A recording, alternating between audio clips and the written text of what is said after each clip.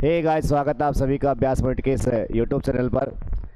Dear students, आज class में हम बात करने वाले हैं एक बहुत ही अच्छा सा ग्रामर का एक टॉपिक जिसका नाम है कंडीशनल सेंटेंस।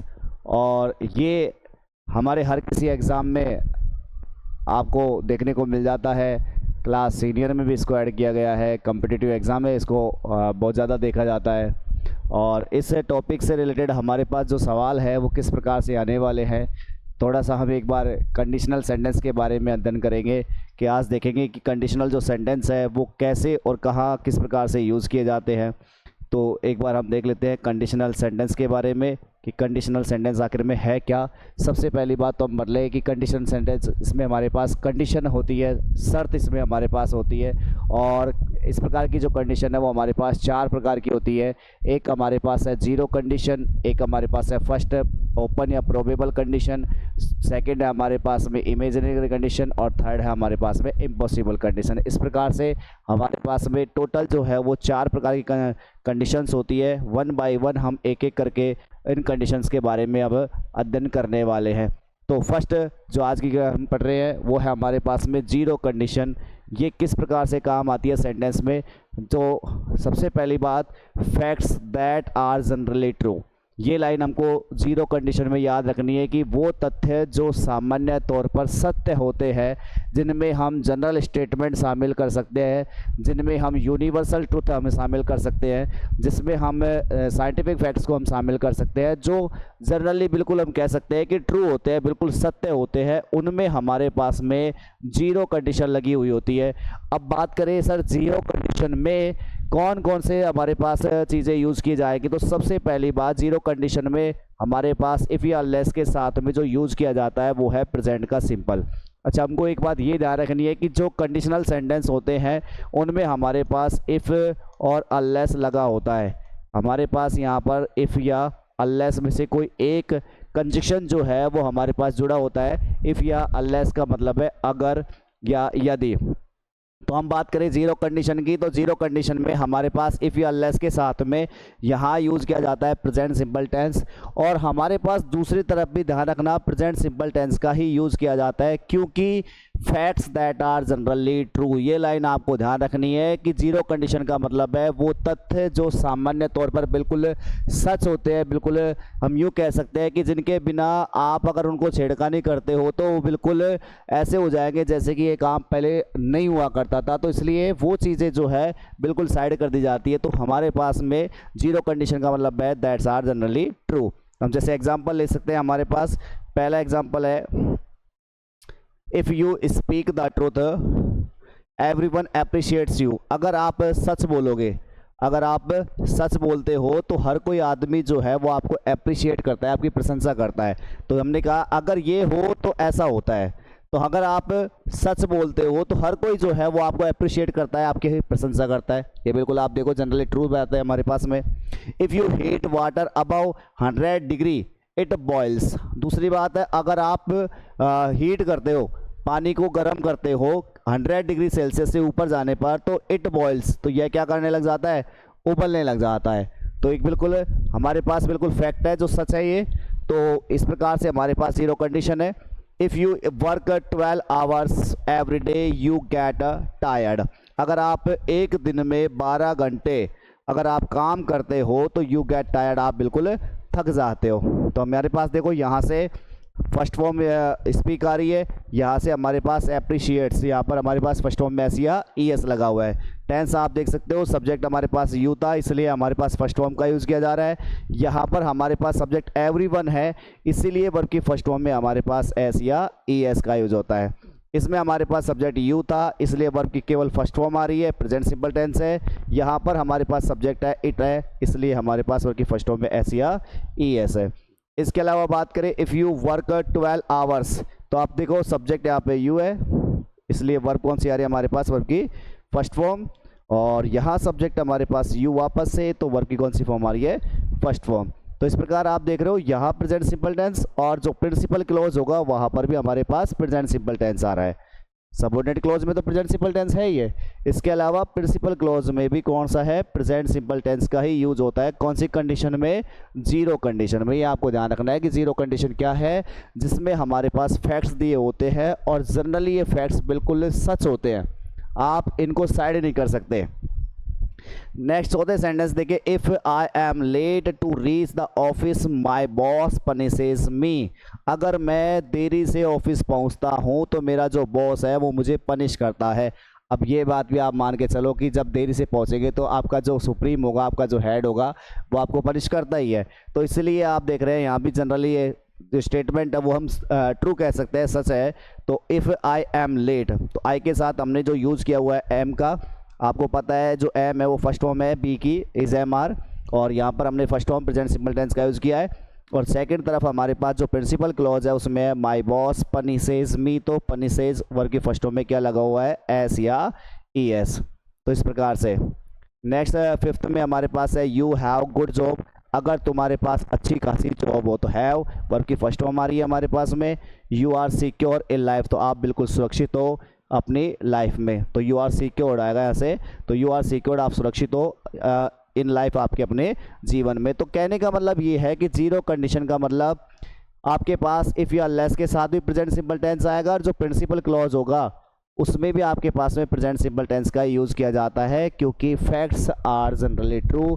यहाँ के जो तथ्य है बिल्कुल सही होते हैं, उनमें हम बिल्कुल भी चेंजमेंट नहीं कर सकते। अब बात करते हैं कंडीशन नंबर फर्स्ट के बारे में, जो कंडीशन है हमारे पास ओपन या प्रोबेबल कंडीशन।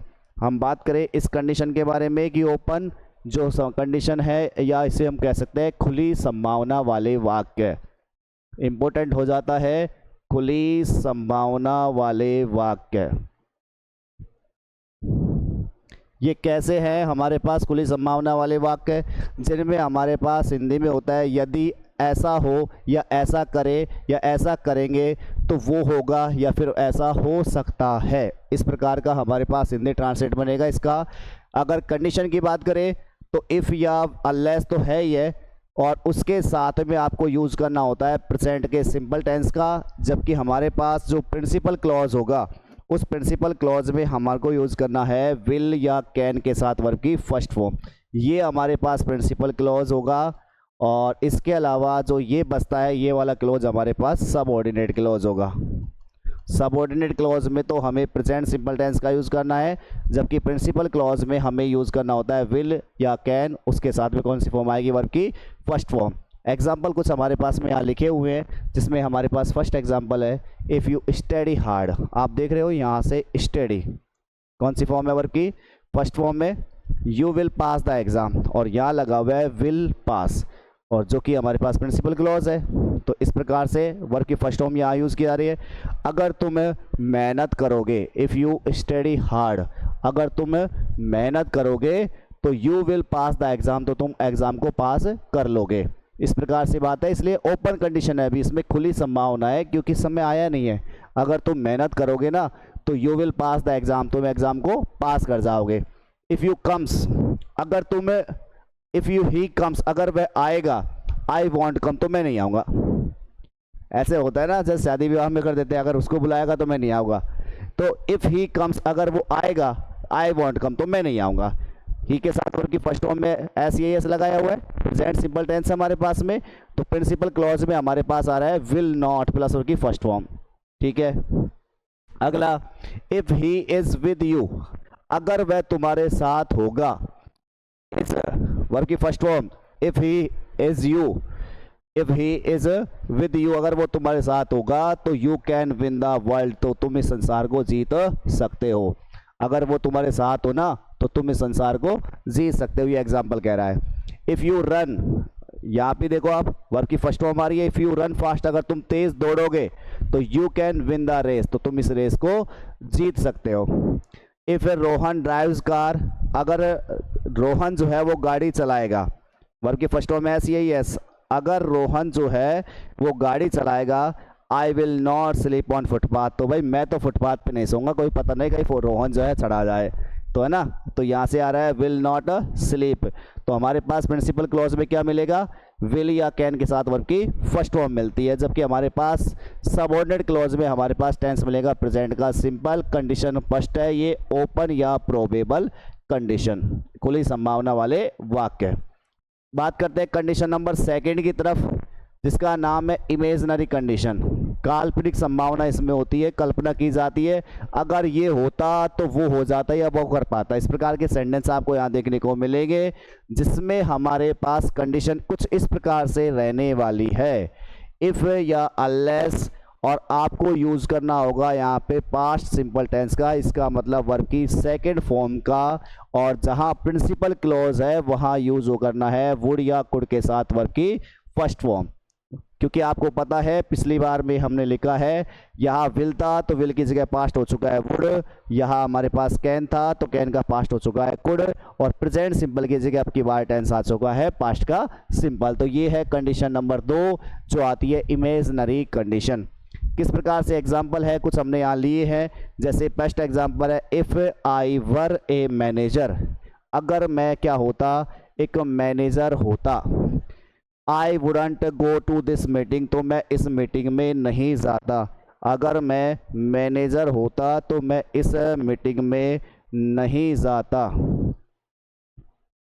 अगला सेंटेंस है हमारे पास में, तो यहाँ पर हमारे पास में वर्ब जो है वो सेकंड फॉर्म है। एक बात ध्यान रखनी है, आई के साथ में, आई क्या कंडीशनल सेंटेंस में हमेशा, कंडीशनल सेंटेंसेस में हमेशा बी की जो सेकंड फॉर्म होती है वो हमेशा कौन सी होती है, वर होगी। ध्यान रखना इस बात का। तो इसलिए हमारे पास आई के साथ किसका यूज़ किया जा रहा है, वर का। If I were a manager, अगर मैं एक मैनेजर होता तो I wouldn't go to this meeting, तो मैं तो इस ऑफिस में नहीं जाता। तो देख लो हमारे पास क्या आ रहा है, वुडंट प्लस की फर्स्ट फॉर्म आ रही है, और यहाँ पर कौन सी फॉर्म है, second form.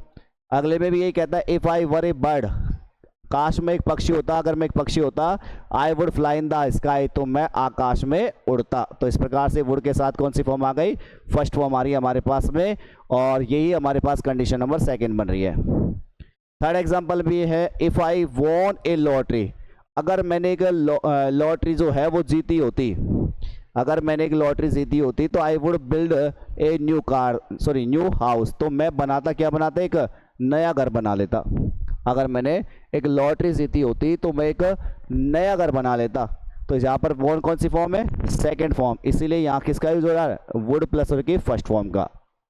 Condition number second, if you worked hard, अगर तुम मेहनत करते, अगर तुमने मेहनत करते, तो यहाँ पर अपने पास आ रही है वर्ब की सेकंड फॉर्म, यू वुड पास, तो तुम क्या हो जाते, पास हो जाते। नेक्स्ट है इफ़ शी केम, अगर वो आती, अगर वो आती तो आई वुड टीच हर, तो मैं उसे पढ़ाता। तो वुड के साथ कौन सी फॉर्म आ रही है, वर्ब की फर्स्ट फॉर्म आ रही है। तो सभी में एक ही चीज़ है कि हमारे पास इफ़ वाले क्लोज में पास्ट सिंपल टेंस का प्रयोग होगा, यानी सबऑर्डिनेट क्लोज में हमारे पास पास्ट सिंपल टेंस का प्रयोग होगा, जबकि प्रिंसिपल जो क्लोज होगा उसमें वुड या कुड के साथ में वर्ब की फर्स्ट फॉर्म का प्रयोग किया जाएगा। ये है हमारे पास में कंडीशन नंबर सेकंड, और जो लास्ट बचती है वो है हमारे पास कंडीशन नंबर थर्ड, जिसका नाम है इम्पॉसिबल कंडीशन, यानी कि ऐसी कंडीशन जिसमें बिल्कुल भी अब संभावना नहीं है, क्योंकि समय जो है वो जा चुका होता है। अगर ये हुआ होता, नाम से स्पष्ट है, अगर ये हुआ होता तो वो हो चुका होता, या वो कर पाता, या फिर वो कर सकता था। क्या कंडीशन रहने वाली है हमारे इसमें, हमारे पास रहने वाला है इफ़ या लेस के साथ हमको यूज़ करना है पास्ट के परफेक्ट टेंस का। यहाँ हमारे पास होगा पास्ट परफेक्ट टेंस, और जो प्रिंसिपल क्लोज होगा उसमें बात करें तो वहाँ हमारे पास सब्जेक्ट के साथ वुड या कुड प्लस हैव प्लस उनकी थर्ड फॉर्म। तो पता है वुड या कुड तो पास्ट में ऑलरेडी पहले से ही आते हैं हमारे पास, पिछले की जो कंडीशन थी उसमें हमने पढ़ा था वुड या कुड के साथ फर्स्ट फॉर्म थी। तो यहाँ भी हमारे पास वुड या कुड है, लेकिन उसमें हमने क्या लगा दिया है, हैव प्लस उनकी थर्ड फॉर्म, इसीलिए हैव थर्ड फॉर्म परफेक्ट में आता है। तो इसलिए पास्ट सिंपल की जगह हमने यूज़ किया है पास्ट का परफेक्ट टेंस, जिसमें हमारे पास आएगा हैड प्लस उनकी थर्ड फॉर्म। यहाँ हमारे पास यूज़ होता है हैड थर्ड फॉर्म का। तो इस प्रकार की कुछ कंडीशंस रहने वाली है, जैसे हमारे पास है if he had studied well he would have been a doctor, अगर उसने बहुत अच्छे से मेहनत की होती, अगर वह बहुत अच्छे से पढ़ा होता, he would have been a doctor, तो वह क्या बन गया होता, डॉक्टर बन गया होता। तो ये बात होगी पास्ट में, अगर वह उसने मेहनत की होती तो वह डॉक्टर बन गया होता। इस प्रकार से सेंटेंस कहता है। तो आप देखो यहाँ हैड प्लस वर्ब की थर्ड फॉर्म का यूज हो रहा है, पास्ट परफेक्ट टेंस है, और यहाँ वुड हैव प्लस ये वर्ब की थर्ड फॉर्म है बी की थर्ड फॉर्म क्या हो जाती है, बीन। तो यहाँ वुड हैव बीन, वह बन गया होता, क्या बन गया होता है, एक doctor. If she had informed me earlier, अगर उसने मुझे पहले ही इन्फॉर्म किया होता, हैड के साथ कौन सी फॉर्म आ रही है वर्ब की, थर्ड फॉर्म। तो यहाँ हमने लिखा है कुड हैव हेल्प्ड, तो कुड हैव के साथ कौन सी फॉर्म आ रही है वर्ब की, थर्ड फॉर्म आ रही है। तो इस प्रकार से मैच कर रहा है, हमारे पास कुड हैव थर्ड फॉर्म का यूज किया जा रहा है। कंडीशन नंबर 3 अप्लाई हो रही है इसमें हमारे पास। और थर्ड सेंटेंस है if I had been the PM, अगर मैं भारत का प्रधानमंत्री होता, द पीएम भारत का प्रधानमंत्री होता, तो आई वुड हैव सॉल्व्ड, तो मैंने समाधान कर दिया होता किसका, द प्रॉब्लम ऑफ कश्मीर, किसका समाधान कर दिया होता मैंने, कश्मीर की जो समस्या है उसका मैंने समाधान कर दिया होता। और यहाँ हमारे पास आ रहा है वुड हैव प्लस और की कौन सी फॉर्म आ रही है, थर्ड फॉर्म। तो इस प्रकार से कंडीशन नंबर 3 जो है वो अप्लाई हो रही है। और यहाँ हैड प्लस और की कौन सी फॉर्म है, थर्ड फॉर्म है। नेक्स्ट बोलता है इफ कोहली हैड प्लेड, तो यहीं से दे दिया हैड के साथ और की third form. India would have won the match, तो इंडिया मैच को जीत गई होती या जीत सकती थी, इस प्रकार से लगाएंगे। तो वुड हैव प्लस उसकी कौन सी फॉर्म आ रही है, थर्ड फॉर्म। तो बात हो रही है समय पास्ट में, क्योंकि समय जो है वो जा चुका है, इसलिए कंडीशन कहती है ये कैसी है, इम्पॉसिबल कंडीशन है। नेक्स्ट है fifth, if she had asked, अगर उसने पूछा होता, I would have told all, तो मैं उस सबको बता दिया होता। अगर उसने मुझसे पूछा होता ना तो मैं सब कुछ बता दिया होता। तो इस प्रकार से हमारे पास टोटल 4 कंडीशन होती है। फर्स्ट जो है हमारे पास जीरो कंडीशन है, जिसमें हमारे पास केवल फैक्ट्स होते हैं, तथ्य होते हैं, और जनरली वो सारे फैक्ट्स कैसे हैं, ट्रू है, सच है। इसके अलावा हमारे पास दूसरा है ओपन या प्रोबेबल कंडीशन, जिसे हम कंडीशन नंबर फर्स्ट कहते हैं, जिसमें हमारे पास प्रेजेंट सिंपल टेंस आता है, और दूसरी तरफ प्रिंसिपल क्लॉज में विल या कैन के साथ वर्ब की फर्स्ट फॉर्म आती है। दूसरा है हमारे पास इमेजिनरी कंडीशन, जो आती है हमारे पास पास्ट सिंपल टेंस में, और पास्ट सिंपल टेंस में हमारे पास दूसरी तरफ होगा वुड या कुड के साथ वर्ब की फर्स्ट फॉर्म। प्रिंसिपल क्लॉज में वुड या कुड के साथ वर्ब की फर्स्ट फॉर्म का यूज होगा।